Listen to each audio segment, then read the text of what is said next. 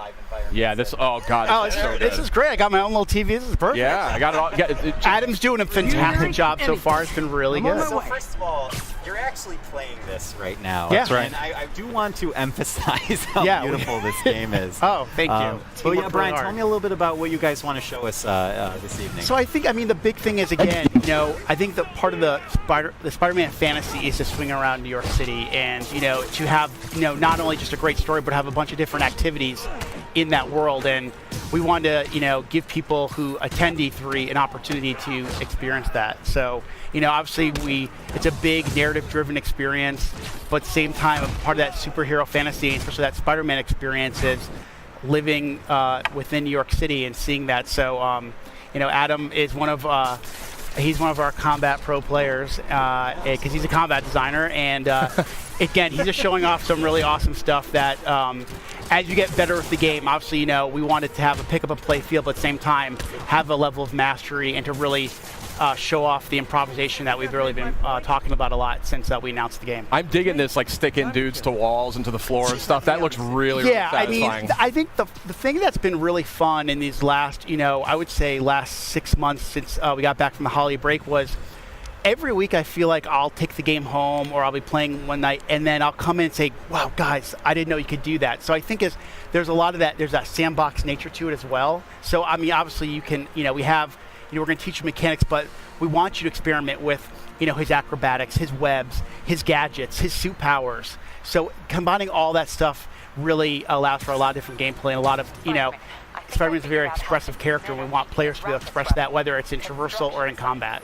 It's gorgeous. These animations, these animations are just blowing my mind.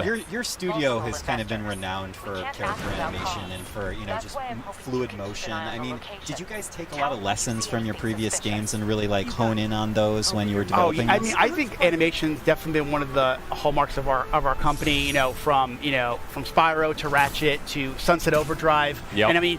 And I remember when the Sunset Overdrive reviews came out, one person actually wrote, it would be great to see Insomniac make a Spider-Man game. And I was like, see, we should make it. See? And I think we waved your phone around to the whole studio. Exactly. We took that kind of mentality and we just injected our personality, but also, what do people want, desire from a Spider-Man experience. So, it was really great as I remember probably around the end of the year, end of last year, someone wrote an article about the top things they want to see in Spider-Man. And they said they want it to feel like an Insomniac game. So I think that's the thing we've been really layering on in this last year is to have that, it feels like an Insomniac game as much as it does a Spider-Man game. And I love this traversal, just the fluidity of just moving over great distances very quickly. It looks like a lot of fun just moving around, and that's when you know you've got a great game. Okay, so so how I kind of said experimenting, but sometimes game development we're in meetings a lot, and then sometimes you just need to take a break.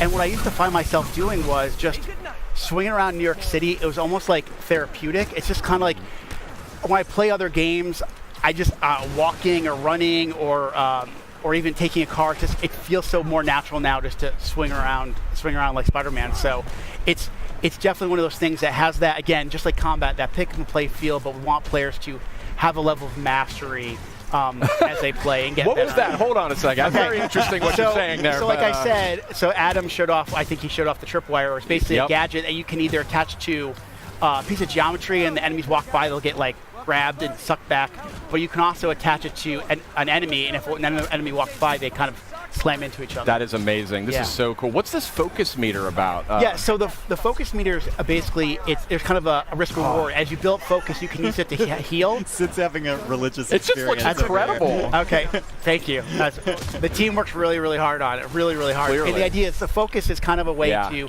it's a risk reward. Like I said, you can either heal yourself or you can kind of, if you fill up the bar a certain way, you can actually pull off a finishing move. So, as you play the game, you can kind of say, well, do I want to maybe heal myself real quick, or do I want to wait for that really extravagant move to kind of take the guy out instantly? Got it. Brian, a question for you is, obviously Spidey has, with his experience being under the mask for so many years now, in 8 years. Story, 8 years, Thank you. You got to be precise. I got it. One of the first questions I get is like, is it an origin story? I'm like, no. That was after we decided that the webs were definitely attached to the buildings, we decided it's not going to be an origin story. But you know, back to the combat. I mean, Spidey's experience. He has access to a lot of different techniques and technologies.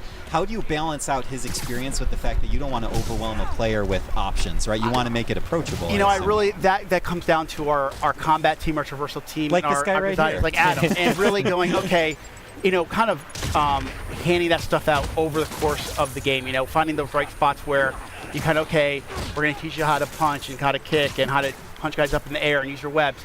But then we layer on things like gadgets and then the suits and the suit powers. And it's kind of giving over time. If we just, you know, one thing with something like E3, you know, we want you to feel great, right? But there's a lot to learn really quickly. So you know, normal course development, we kind of find those spots in the game where it makes most sense to teach those mechanics. And then as the game goes on, we want you to master those because the game's only going to get harder. Yeah, absolutely. Sid, what do you think? I got to say, this game is beautiful, looking right? absolutely gorgeous. This is, I mean, it was looking spectacular to begin with, but this is on a totally different level. And I can just see that so much. I can see that polish, though. That's the thing, and that's what comes out in that final few months of development. Yeah, I mean, you guys watched the press conference, right? Sure. You saw all those games, those first-party games, and they all have a level of polish. And to be in a press conference with the likes of a Naughty Dog, a Sucker Punch, Kojima Productions, we are very honored to be, and we know there's a certain level of polish that people expect from a PlayStation game, especially a first-party game. So we want to be considered right up there. Well, and not to mention also from the Marvel, you know, Marvel fans course. expect to have that perfect experience. Of course. May I just ask real quickly, you know, as we're starting to wind down, from a personal perspective, I mean, what's it like for you and for the team to be able to kind of look up at the big screen and see your game after all that time, all that work? I'm known as a crier, so it takes a lot for me not to get choked up. Like right now, they're playing the theme song to the game in the background as we're sitting here, and